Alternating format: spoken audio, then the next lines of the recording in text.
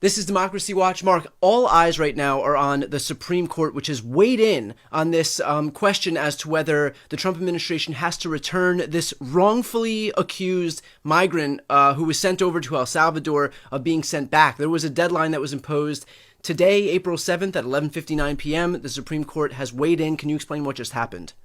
Yeah, so as you point out, this individual was subject to an order not to have him removed to El Salvador. And what the federal government then did was remove him to El Salvador, right? They sent him to El Salvador in violation of the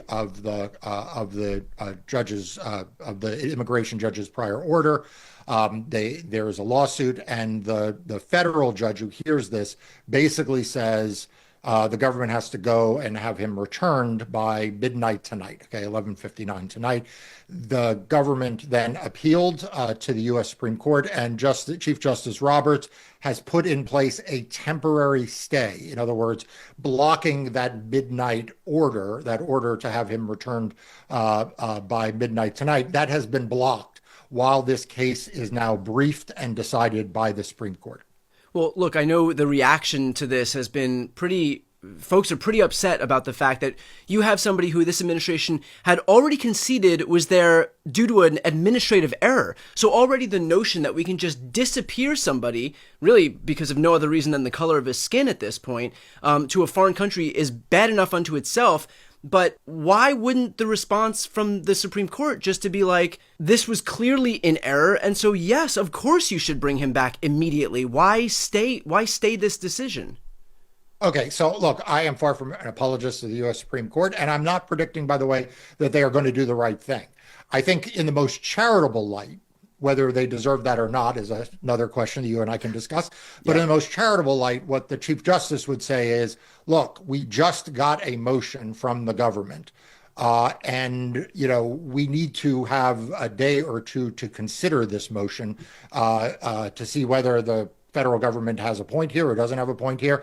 And so in order to have the time for us to receive briefing and to make a decision, we need to just put a pause on things. And in fairness to the Chief Justice, he did order the opposition to the government's motion, in other words, this individual's lawyer, to file their brief tomorrow.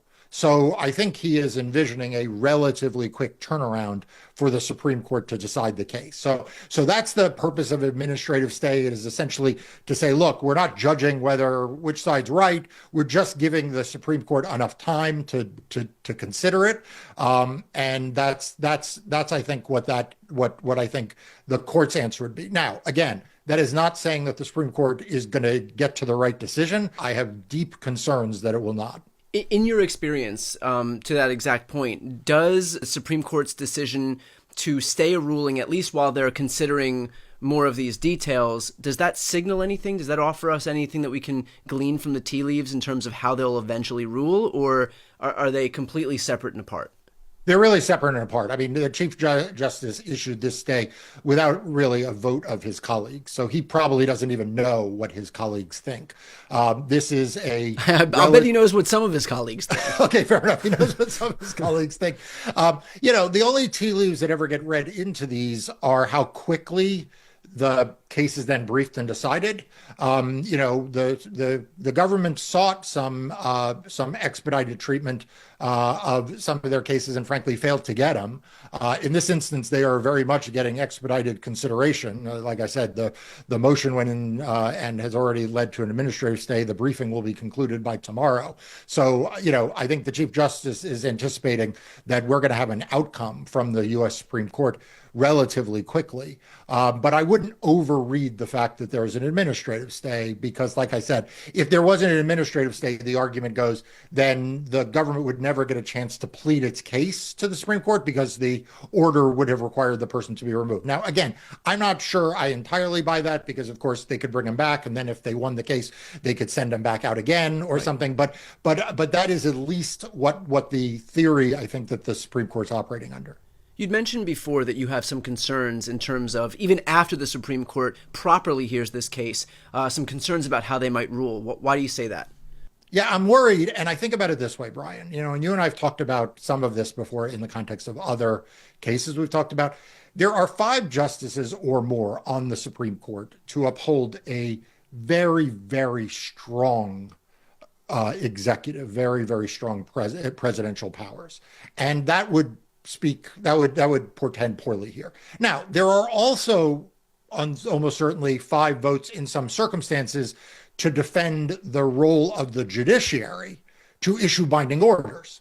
So it's, there's a little bit of a tug of war here, right? Like beyond the so-called merits here of whether he was or was not a member of a gang and whether or not he should or shouldn't have been, whatever. There is a fundamental tension here between the fact that the executive branch disregarded an administrative judge's order. Now, they can say it was done as an administrative error. That really doesn't matter, right? At the end of the day, there was an order not to remove him to El Salvador, and he was, in fact, removed to El Salvador. So the administration has acknowledged, although, like I said, they minimize it and put it in the category of administrative error, which is like, by the way, a little rich. I mean, administrative error is usually like, they misplaced a form for a day. They ship someone not misplaced a human being, but yes. Not that they send someone to a foreign gulag. Yeah. But that's on one side. On the other hand, you will have some Supreme Court justices who are going to argue, look, this is a El Salvadorian citizen who's in the United States, who, the government has grave doubts about, who has been sent to El Salvador. And, why is that? Like, what is the power of the court to tell the U.S. government to go now get back from El Salvador one of its own citizens? And I think that those are going to be like the two tensions before you get, like I said, even to the merits of whether he was right or wrongly targeted or right or wrongly designated as a gang member. And I worry that at least on this Supreme Court, they are going to want to throw up their arms and say, we can't order presidents to retrieve people from foreign countries, especially when they're not U.S. citizens.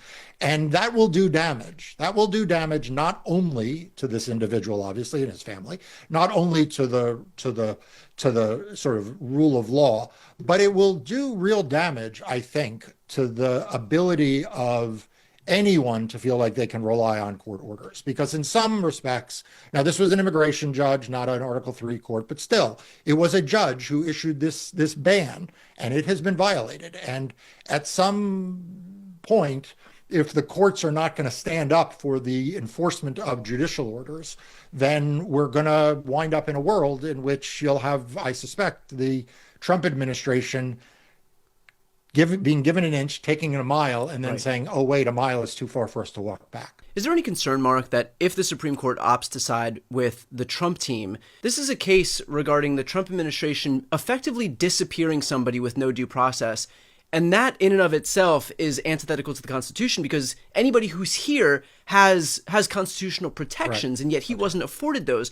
So if the Supreme Court goes ahead and says, no, it's okay, he can stay there, we're going to side with the Trump team, isn't that also them de facto saying that the whole concept of due process, the whole concept of constitutional protections for those who are not American citizens just vanishes? Yeah, I wouldn't necessarily add for not American citizens, because as you point out, you have due process rights by being present in the United States. Now, they may be different due process rights if you're a citizen versus a non-citizen, but you have the Constitution applies to people in the United States. Right. And Brian, in some ways, it's even worse than you laid out, because, I would argue this individual, this guy did get due process and was given the protection of an order. Like it wasn't that he didn't have any due process. He had due process and essentially won the right not to be sent back to El Salvador.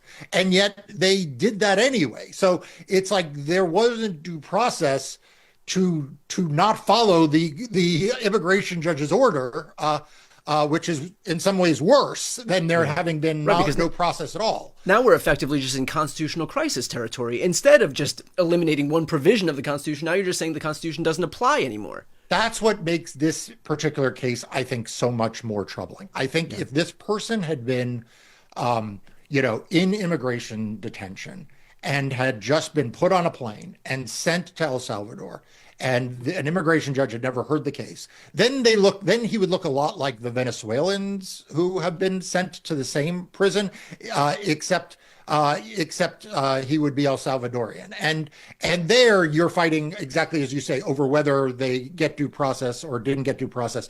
Here, an immigration judge actually said, "Don't do this thing," and then the government did it and said it was an administrative error, which is just boy. I mean, I'm not sure that I accept that it couldn't be. It may have been an error. I mean, it was an error, but it may have been even something they didn't intend to violate the court's order.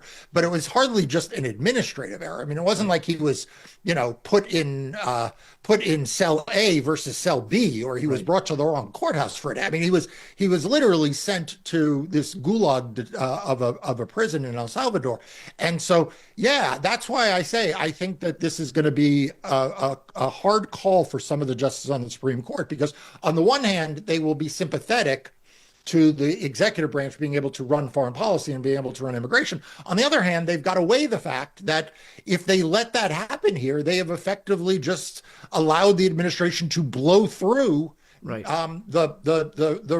order that was in place here. And that, I think, becomes incredibly dangerous because, Brian, there are lots of legal constraints on what the administration can do. I mean, the administration can't, for example, send a U.S. citizen to El Salvador. But the president of the United States mused over the weekend that maybe he can, maybe he'd like to see that, or maybe that's an option. And it would be a hell of a thing if we were sitting here and said, well, they sent an American citizen there, and the U.S. government's position was, oops, that was an administrative oversight. Right.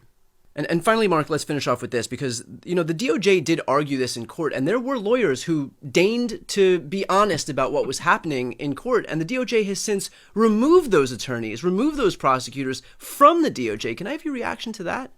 Yeah, so look, I've had a more mixed reaction here than I think a lot of people on the left have. I think a lot of people on the left, they immediately see these DOJ lawyers as sort of heroes, right? They admitted the thing that that this was an error and that this was a mistake, and then they were removed, and they are the victims of Donald Trump. And I don't disagree with that in the main. But you and I have had this conversation now in across a bunch of cases, including the Eric Adams case and that. I mean, these DOJ lawyers were standing up in a courtroom defending the Department of Justice's removal of this individual, right? They got in trouble essentially for acknowledging it was an administrative error, all right, not for the fact that they didn't stand up in this position. So I do think, Brian, we are at a point where there is this open question about what are we to expect of government lawyers.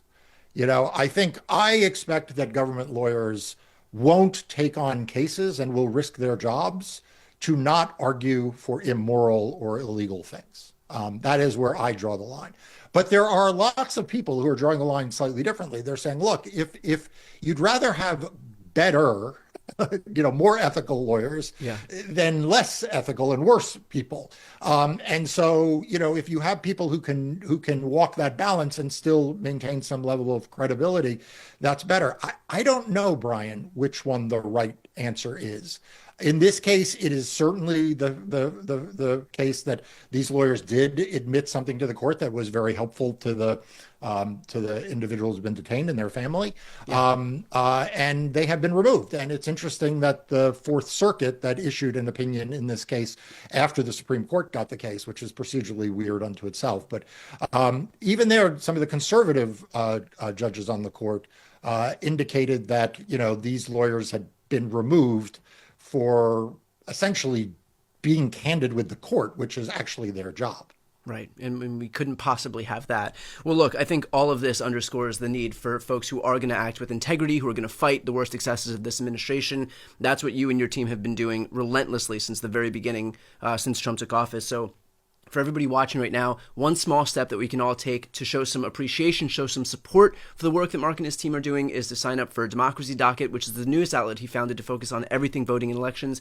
I'll put the link right here on the screen and also in the post description of this video. I'm Brian Tyler Cohen.